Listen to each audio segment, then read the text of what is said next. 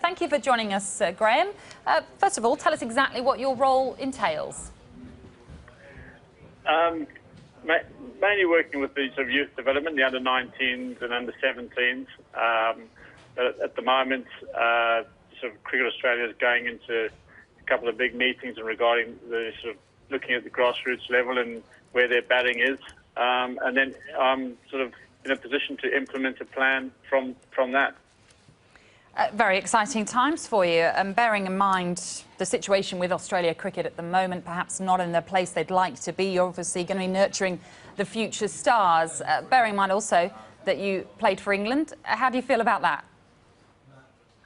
I'm quite comfortable with it. I've had a fantastic time and a great career with England, and I'm just looking to, I've got a great opportunity here to help develop some of the younger talented players here in Australian cricket, and I just see it as a great opportunity for me.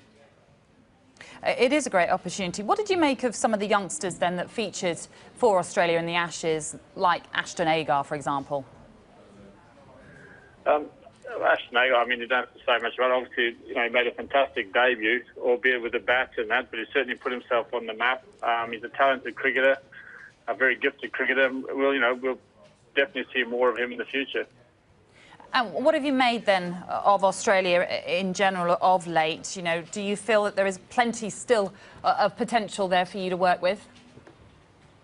Oh, definitely. I mean, they're certainly hurting as far as their cricket's concerned, and whether there's new faces in the next Ashes squad or not, I'm not sure. But I think they'll definitely be facing a different Australian side, whether it's just a different attitude or whether it's a different team with new faces. They're certainly not enjoying the results of the last few Ashes series, and they'll be looking to turn it around. I've sort of already touched on it, but it's 57 days until the first test of the return Ashes series in Brisbane. I've got to ask you, how are you going to feel loyalties-wise? Interesting.